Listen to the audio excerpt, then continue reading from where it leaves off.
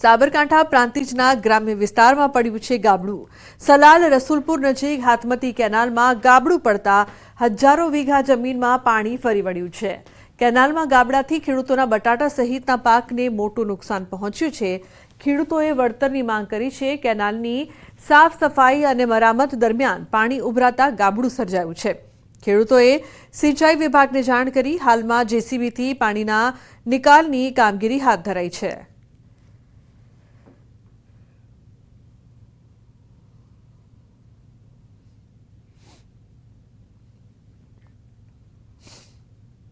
પાણી છોડ્યું એટલે આગળ જાય નહીં, એટલે આજે નીચાણવાળો ભાગ હતો ત્યાં કેનાલ ફાટી ગઈ।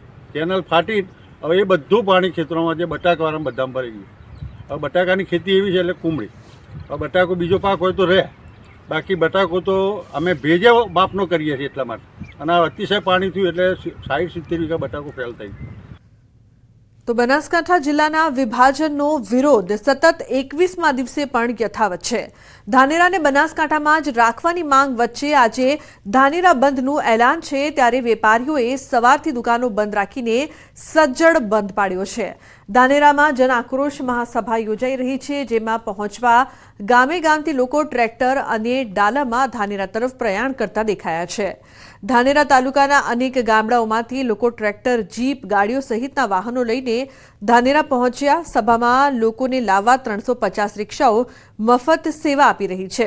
રિક્ષાઓ પર જન આક્રોશ સભાના બેનરો લાગ્યા છે। ખાસ વાત તો એ છે કે આ વિરોધમાં ભાજપ કોંગ્રેસ બંને પક્ષના નેતાઓ સામેલ છે। ભાજપના પૂર્વ ધારાસભ્ય મફતલાલ પુરોહિતે તો આત્મવિલોપનની ચીમકી ઉચ્ચારી છે। મફતલાલે કહ્યું કે સરકાર નહીં સાંભળે તો આત્મવિલોપન અને રસ્તા રોકો આંદોલન કરીશું। તો પૂર્વ ધારાસભ્ય નથાભાઈ પટેલે પણ ધાનેરાને બનાસકાંઠામાં જ રાખવાની માંગ કરી છે।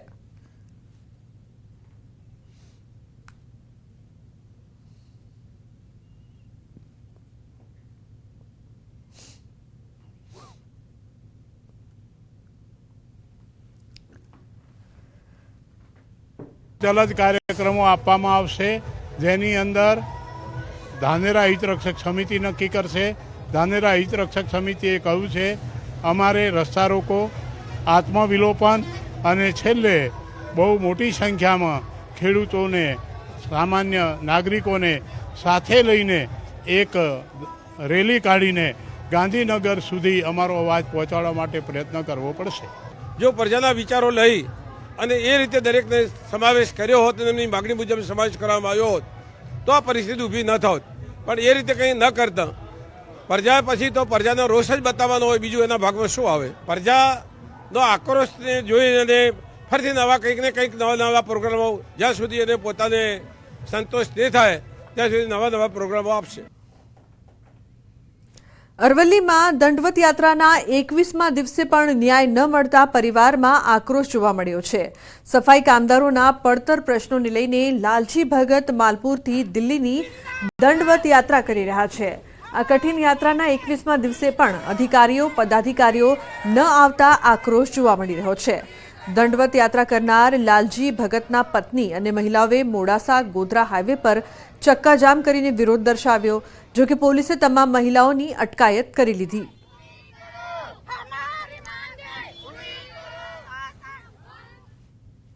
તો મહેસાણાના બહુચરાજી શહેરમાં સરકારી હાઈસ્કૂલ બનાવવાની માંગ ઉઠી છે। યાત્રાધામ બહુચરાજીની વસ્તી હાલમાં 35,000 કરતાં પણ વધારે છે, ત્યારે શહેરી વિસ્તારમાં હાઈસ્કૂલની જરૂરિયાત ઊભી થઈ છે। બહુચરાજી શહેરી વિસ્તારમાં હાલમાં એકમાત્ર ટ્રસ્ટની હાઈસ્કૂલ છે, જે ઘણા સમયથી જર્જરિત હોવાથી ભાડાના મકાનમાં ચલાવવી પડી રહી છે। હાઈસ્કૂલના અભાવે સ્થાનિક વિદ્યાર્થીઓને ઉચ્ચ અભ્યાસ માટે સંઘર્ષ કરવો પડી રહ્યો છે અને કડી, મહેસાણા, અમદાવાદમાં હોસ્ટેલમાં રહીને અભ્યાસ કરવા મજબૂર છે। ત્યારે વાલીઓ અને આગેવાનો નવી હાઈસ્કૂલની માંગ ઉઠી છે। આ મામલે બહુચરાજીના ધારાસભ્ય સુખાજી ઠાકોરે પણ સીએમને રજૂઆત કરી છે। બહુચરાજી તાલુકો છે, એની અંદર બહુચરમાનું મોટું મંદિર આવેલું છે અને ગવર્મેન્ટ કોઈ પણ સ્કૂલ નથી અંદર। બહુ મોટી ફી ભરી અને અમારી પ્રાઇવેટ સ્કૂલોમાં અમારે છોકરાઓને મૂકવા પડે છે। એમના ભાડાના ખર્ચા પણ બહુ વધારે લાગી રહ્યા છે। તો ગવર્મેન્ટને એક નમ્ર વિનંતી કે એક સ્કૂલ બનાવી આપવા વિનંતી। છેલ્લા ઘણા ટાઈમથી 8 થી 12ના વિદ્યાર્થીઓને બહાર ભણવા જવું પડે છે। કડી, ગાંધીનગર એવા સેન્ટરોમાં બહુચરાજીમાં એક પણ સ્કૂલ 8 થી 12ની છે નહીં સરકારી સ્કૂલ। ફીઓ ભરવી પડે છે ઊંઘથી વિદ્યાર્થીઓના અને ઘણી બધી મુશ્કેલીઓ પડે. અહીંયા સારી શાળા નહીં હોવાના કારણે, ગ્રાન્ટેડ શાળા નહીં હોવાના કારણે પોતાની દીકરીને પોતાના ઘરથી દૂર મૂકવા માટે વાલી તૈયાર થતા નથી હોતા. એના કારણે છોકરીઓનું શિક્ષણનું સ્તર ઘટ્યું છે. 3 ગામમાંથી કે જ્યાં જરૂરિયાત હોય ત્યાંથી દરખાસ્ત મોકલાવેલી છે, એટલે એની નિયમ અનુસાર ચકાસણી કરાવી અને ભલામણ કરવા પાત્ર થતી હશે તો આપણે ત્યાં ઉપર ચોક્કસ સરકારશ્રીમાં મોકલી અને એની વ્યવસ્થા કરાવીશું. બળવંતસિંહ બાપુ અને મેં બંને જઈ મુખ્યમંત્રી સાહેબને મળ્યા છીએ અને સાહેબે બહુ સારો જવાબ આપ્યો છે કે આ બહુ જરૂરિયાત છે અને એમાં હું પોઝિટિવ રહી અને તમને સ્કૂલ બનાવી આપું. આયોજન મૂક્યું છે સરકારમાં કે ભાઈ સરકાર જમીન આપે, સરકાર મંજૂરી આપે અને ટેમ્પલ ટ્રસ્ટ આ સ્કૂલ ચલાવે અને એવી વ્યવસ્થા સાથે અમે આગળ પ્રગતિમાં છીએ. તો ડાંગના કેશબંધ ગામમાં વિદ્યાર્થીઓ પાસે મજૂરી કામ કરાવાયું છે. કેશબંધ ગામની પ્રાથમિક શાળાના વિડીયો વાયરલ થતા ખળભળાટ મચ્યો છે. નાના ભૂલકાઓના હાથમાં પાઠ્યપુસ્તક થમાવવાની જગ્યાએ શિક્ષકોએ બાળકોના હાથમાં તગારા અને પાવડા થમાવ્યા. નાના બાળકો પાસે રેતીના તગારા ઉંચકાવી કામ કરાવ્યું.